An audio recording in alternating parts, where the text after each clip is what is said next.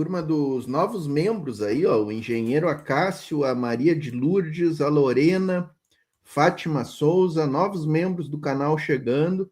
A Regina Alves deu um pacote com 5 assinaturas aqui de presente, ó. Quem puder se tornar membro aí a partir de R$ 1,99, tá, pessoal? Assim, para menos de meia coxinha, como diria um camarada nosso. Então, para o algoritmo, o algoritmo gosta dessas coisas de membro, né? Então, a gente fez esse pacote aí de R$ 1,99, que era o menor que tinha para o pessoal. Ô, Coutinho, você já pensou como é que a gente estava sendo informado, como é que a gente estava discutindo essa crise do imperialismo na Venezuela se não fosse a mídia alternativa? Nossa, estava lascado. Estava derrotado, estava chorando engano. Era só uma versão da propaganda imperialista. Versão do imperialismo, da cultura ocidental monopolista. Exatamente. Né?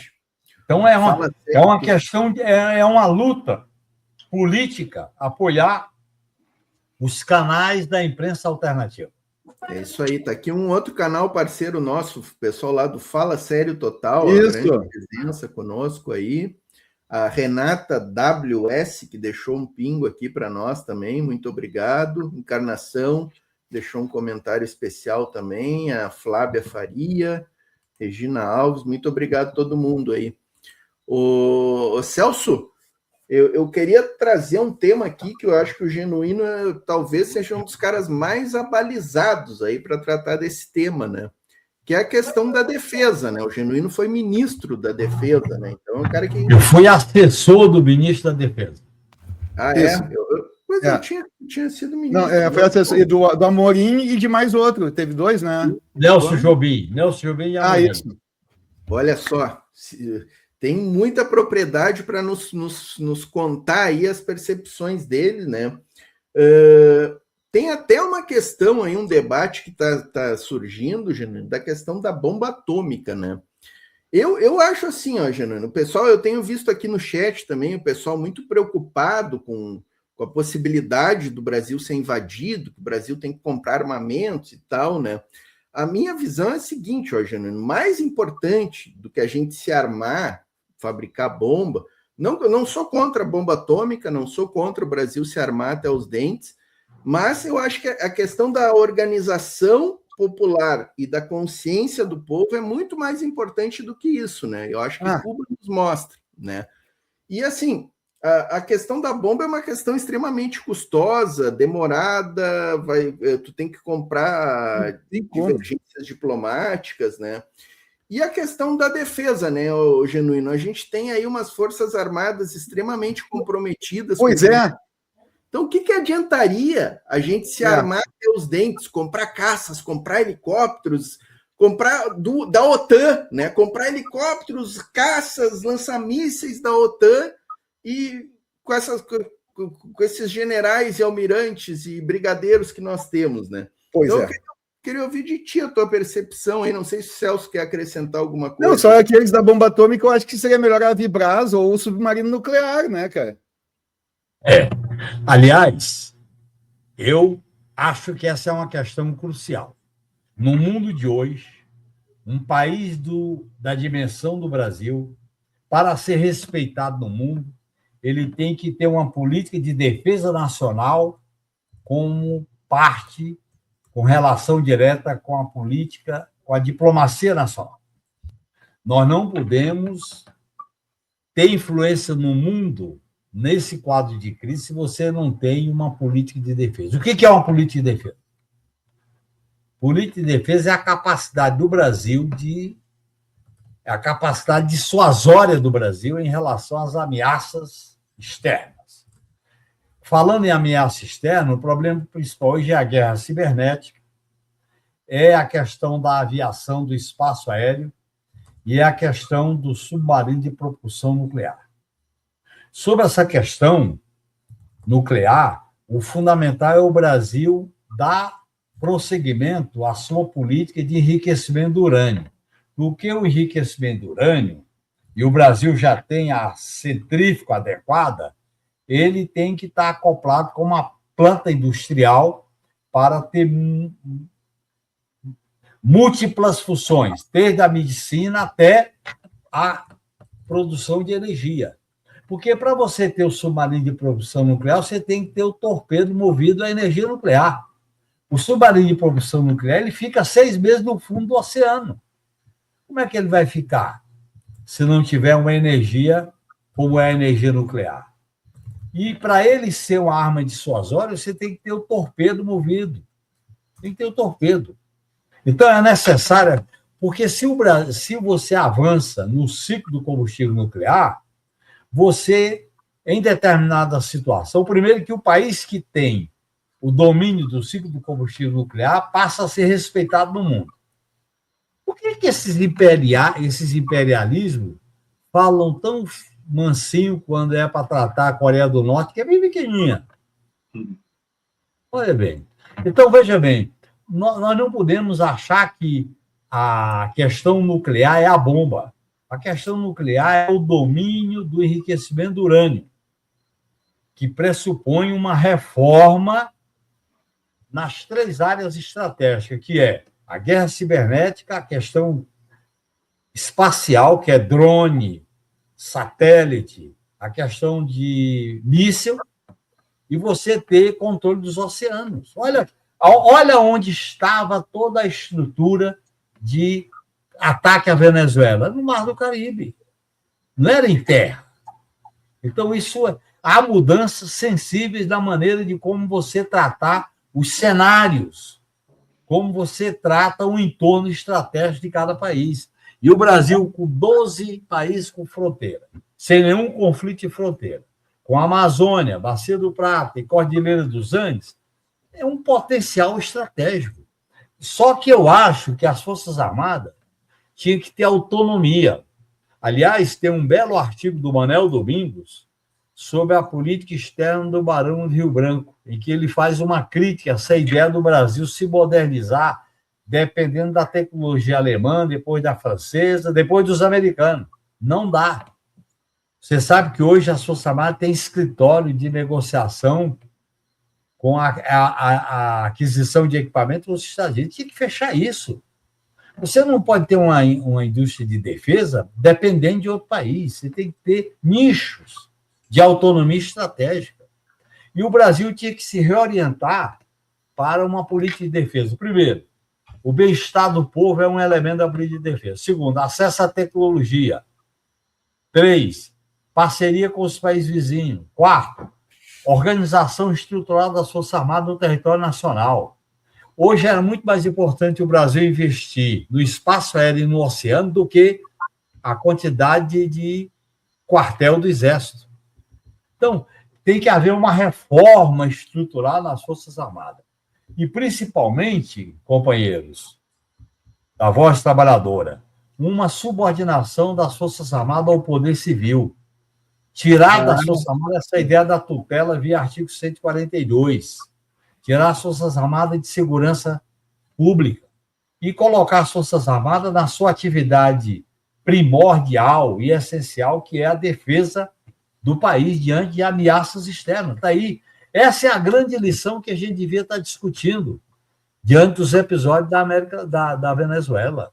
Genuíno. Eu participei do Conselho de Defesa Sul-Americano e a gente tinha uma definição lá que era fundamental. Entre nós é a cooperação, fora de nós é a dissuasão. Porque nós não temos conflito entre os países da América Latina. Não tem conflito nenhum.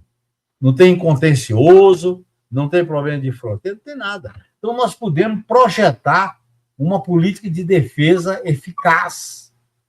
Eu repito, para terminar, não dá para falar em soberania nacional sem uma política de defesa com influência na diplomacia. Genuíno, eu ia dizer, tu foi constituinte, né, Genuíno? Sim. Eu ia dizer, nós temos que remover todo aquele capítulo de entulho da ditadura ali, por volta dos 140, ali, 140. 142, 144, 136. É tudo entulho da ditadura, a própria concepção. Tudo herança da ditadura. Tudo é, você tem a herança da ditadura que está lá. As funções das polícias, está tudo ali na nossa Constituição, né? tratar essa questão, por exemplo, do Heleno, do Braga Neto, do Bolsonaro, do Paulo Sérgio, do Garnier, terem que passar ainda lá na Justiça Militar para perderem as patentes depois da condenação pelo Supremo. Isso é entulho da ditadura. Eles já eram para ter perdido automático com a condenação no Supremo. A própria Justiça Militar, Coutinho, é um entulho da ditadura. Claro, exatamente, exatamente. Mas assim, Genuíno, dentro desse capítulo aqui da defesa, eu concordo 100% com tudo isso que tu falou e queria acrescentar um ponto, que é o fator econômico, né? Que teria a gente fortalecer uma estrutura de defesa, uma indústria de defesa própria, com tecnologia, que nem tu falou, com profissionais, né? Cientistas, né? Isso daria um boom econômico para nós também, né? Para o Brasil. Tem que racionalizar os custos, as despesas. Tem general demais. Claro. Tem quartel que não tem sentido existir. Você tem que ter forças armadas de suas horas de pronta resposta. Ágil. Esses aparatos todos que existem no Brasil não servem para defesa nenhuma.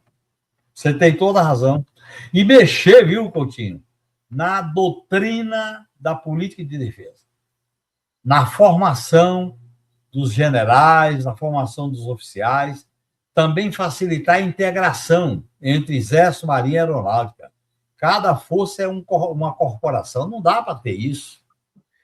Aqui eu queria chegar no ponto, Genuíno, que eu anotei no papel aqui, exatamente tem a ver com isso que tu falou, né?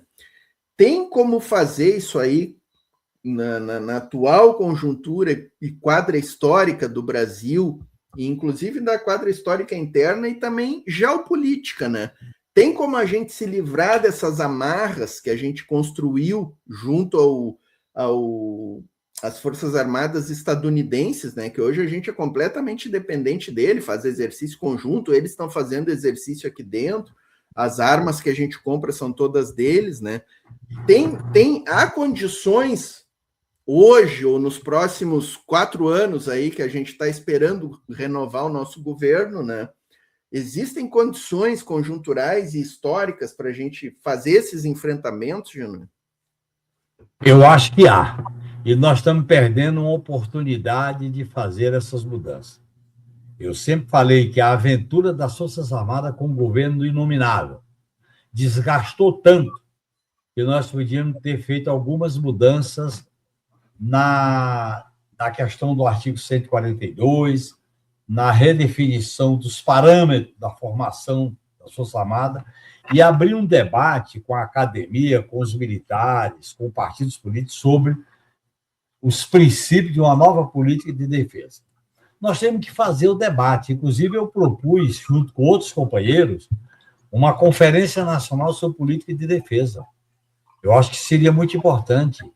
As Forças Armadas são instituições do Estado, instituições que têm que estar subordinadas ao poder civil, que é o comandante supremo. O ministro da Defesa tem que ser o comandante político, e não como acontece hoje, que ele é um representante das Forças Armadas no governo. E eu acho que era necessário a gente criar um ambiente de debate para não ter esse preconceito entre civil e militar. Agora, para isso, a Forças Armadas tem que ter acesso à tecnologia acessível. Esses investimentos, que eles agora estão falando que precisam de mais investimento, esse investimento é para continuar gastando quase mais de 80% com o pessoal, com privilégio? Não.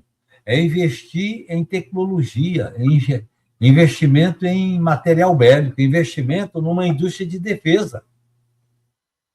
Eu, quando estava no Ministério, nós fizemos um estudo com um diplomata, Jorge Daut, que era o seguinte: a estruturação dos quartéis no Brasil são disfuncionais.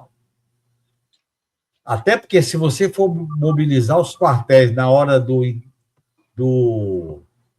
engavetamento, você não mobiliza. Mal localizado, visível. Você tem que ter coisas mais flexíveis, mais ágeis. Então, essa quantidade de militar no Sul, no Rio de Janeiro, tem sentido mais. Você tem que botar militares em áreas mais sensíveis, até para poder fazer o monitoramento, a mobilidade e a informação. Então, eu acho que o Brasil não tem um debate à altura dos desafios de uma política nacional de defesa. Precisava ter. Aliás, saiu um artigo hoje brilhante do Manuel Domingos, que é um companheiro que eu acompanho há muito tempo, sobre a política externa do Barão do Rio Branco. O título é O Barão Estava Errado. O erro do Barão. Né? O erro do Barão. Eu li esse artigo no final da tarde. Eu acho que é importante, nessa crise do continente latino-americano, nessa crise do imperialismo que considera a América Latina que tal, nessa crise do multilateralismo, nessa crise do surgimento de novas potências, de novas configurações geopolíticas, o Brasil, pelo seu tamanho, pela sua importância, tinha que ser mais ousado, tinha que ser mais criativo numa política de defesa.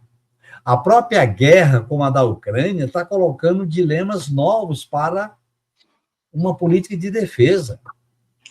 O papel dos drones, o papel da aviação, o papel da guerra cibernética, você vê como foi importante na invasão criminosa da Venezuela pelo imperialismo americano. Então, são questões novas que a gente tem que fazer o debate. Agora, botar dinheiro lá sem fazer uma reforma na política de defesa, na estratégia de defesa, na formação das escolas militares, eu acho que não compensa. Perfeito.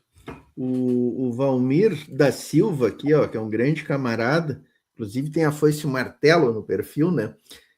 Perguntando se não era para o governo revogar as concessões das emissoras que financiam os golpes e as fake news, né?